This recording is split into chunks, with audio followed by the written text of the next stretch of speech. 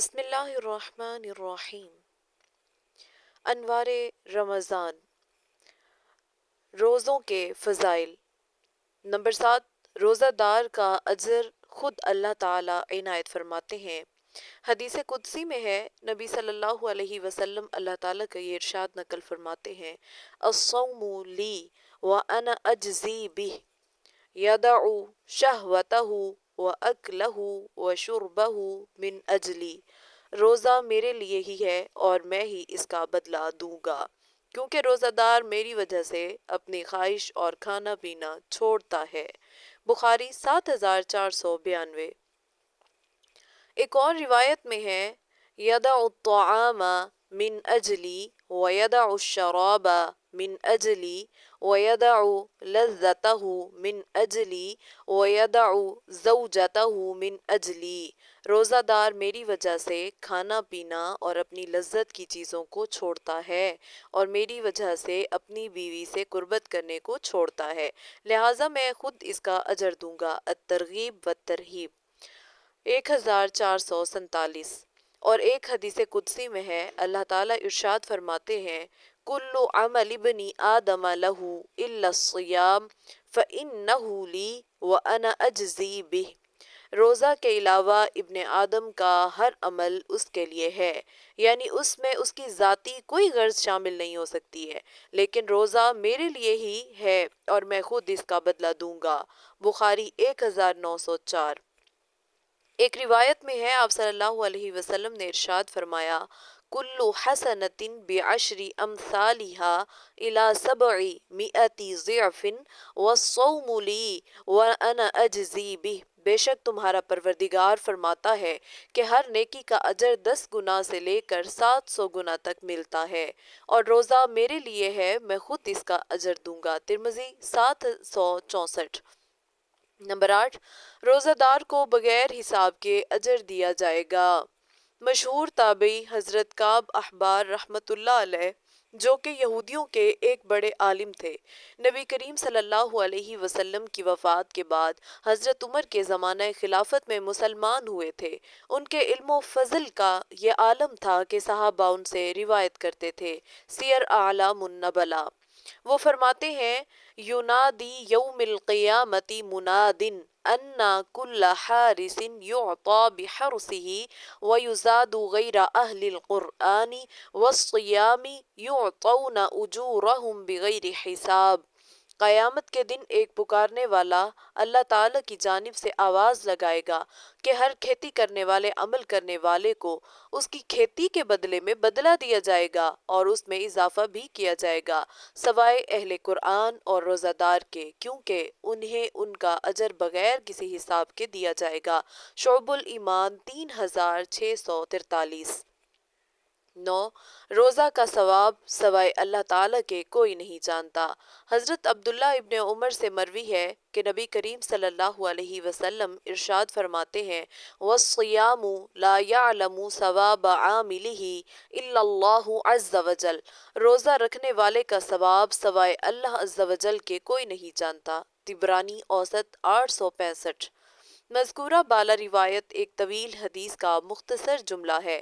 اس کی مکمل تفصیل یہ ہے: نبی کریم صلی اللہ علیہ وسلم کا ارشاد ہے: اعمال 7 طرح کے ہیں، ان میں سے 2 عمل نجات دینے والے ہیں، 2 عمل تیسرے چوتھے ایسے ہیں کہ ان کے مثل بدلہ دیا جاتا ہے، ایک 5واں عمل ایسا ہے کہ اس کے بدلہ 10 گنا مثل ملتا ہے، ایک 6واں عمل ایسا ہے کہ اس کے بدلہ میں 700 گنا ملتا ہے، اور ایک 7واں عمل ایسا ہے کہ اس کے کرنے والے کا ثواب سوائے اللہ تعالیٰ کے کوئی نہیں جانتا۔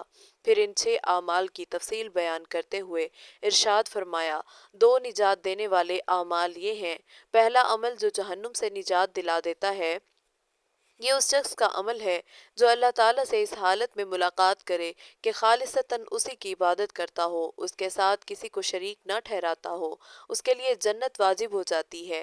اور دوسرا جنت سے نجات دلا کر جہنم کو واجب کرنے والا عمل اس شخص کا ہے جو اللہ تعالیٰ سے اس حال میں ملاقات کرے کہ اس کے ساتھ کسی کو شریک ٹھہراتا ہو، تو اس کے لیے جہنم واجب ہو جاتی ہے۔ تیسرا عمل جس کا مثل دیا جاتا ہے وہ یہ ہے کہ جو برا عمل کرے اس کو اسی کا بدلہ دیا جائے گا۔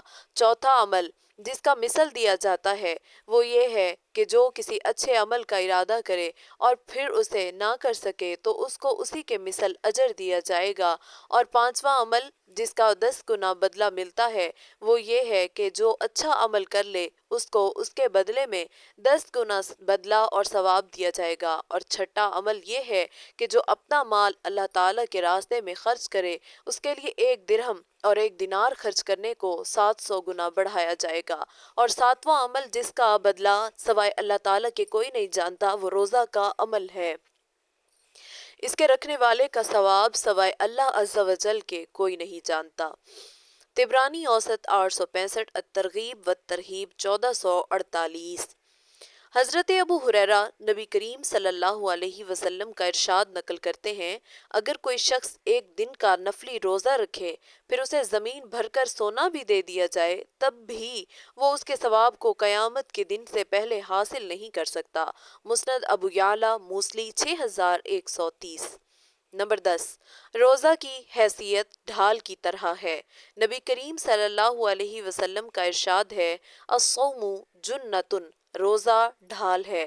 بخاری 7492۔ ایک روایت میں ہے نبی کریم صلی اللہ علیہ وسلم نے ارشاد فرمایا، الصیام جنۃ کجنۃ احدکم من القتال، روزہ ایک ڈھال ہے جیسے قتال کرتے ہوئے دفاع کی غرض سے تم میں سے کسی کے پاس ڈھال ہوتی ہے۔ نسائی 2230۔ ایک حدیث میں آپ صلی اللہ علیہ وسلم کا یہ ارشاد مروی ہے، الصوم جنۃ ما لم یخرقها، روزہ ڈھال ہے جب تک کہ اسے جھوٹ اور غیبت وغیرہ کے گناہ کے ذریعے پھاڑ نہ دیں۔ نسائی 2233، طبرانی اوسط 4536۔ ایک حدیث میں حضرت عائشہ صدیقہ سے نبی کریم صلی اللہ علیہ وسلم کا یہ ارشاد مروی ہے، الصیام جنۃ من النار، روزہ جہنم کی آگ سے بچنے کے لیے ڈھال ہے۔ نسائی 2234۔ ایک اور روایت میں ہے، الصیام جنۃ یستجن بها العبد من النار، روزہ ڈھال ہے جس کے ذریعے بندہ جہنم کی آگ سے دفاع کرتا ہے۔ شعب الایمان 3292۔ ایک روایت میں ہے آپ صلی اللہ علیہ وسلم نے ارشاد فرمایا، الصیام جنۃ وحصن حصین من النار، روزہ آگ سے بچنے کے لیے ڈھال اور ایک مضبوط قلعہ ہے۔ شعب الایمان 3293۔ ایک اور روایت میں ہے، الصیام جنۃ وہو حصن من حصون المؤمن، روزہ ڈھال ہے اور یہ مومن کے قلعوں میں سے ایک قلعہ ہے۔ طبرانی کبیر 7608۔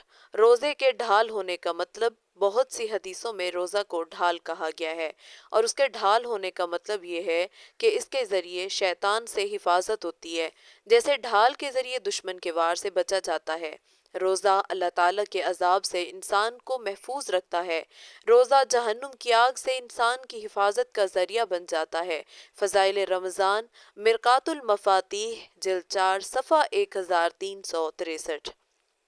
نمبر 11، روزہ دنیا و آخرت کی خوشیوں کا باعث ہے۔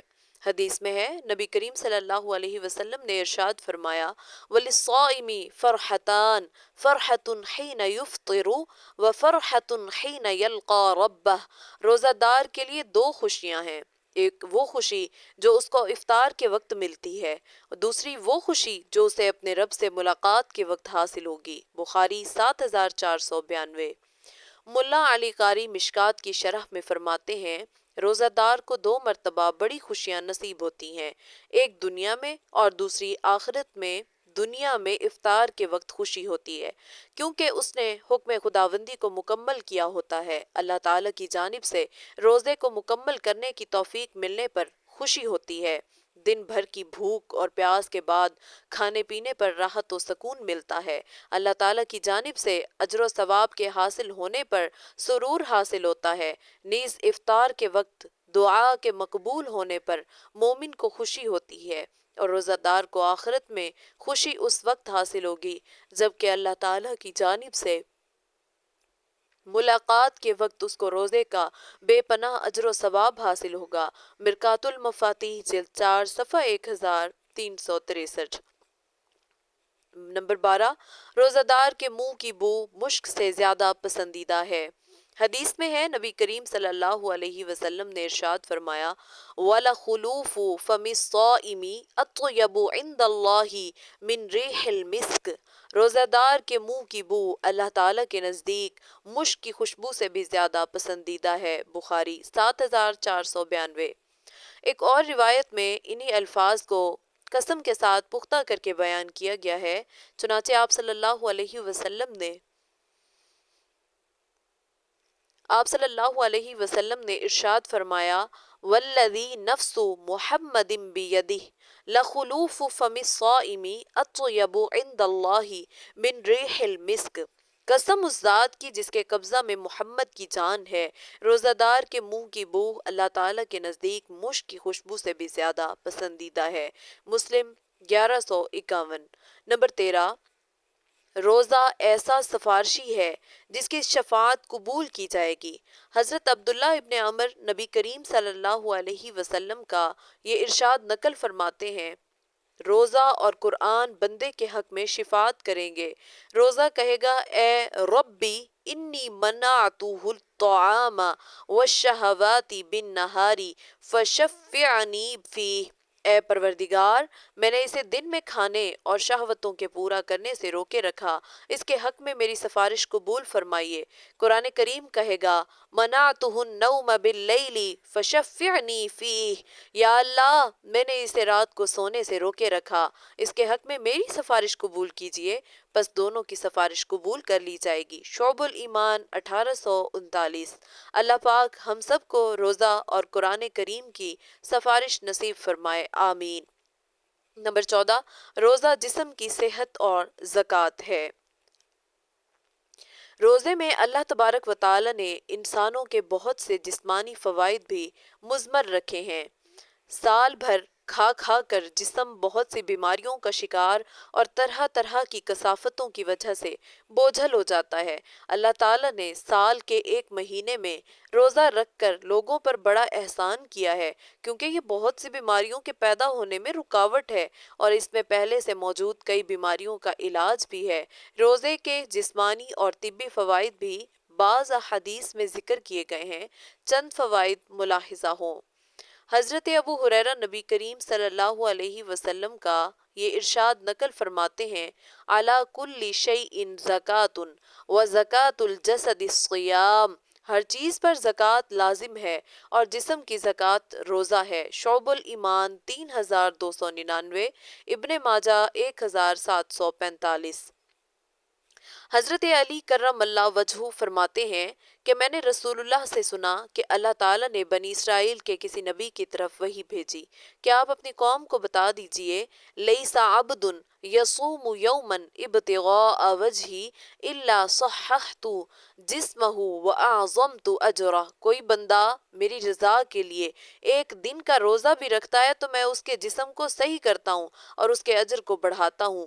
شعب الایمان 3638۔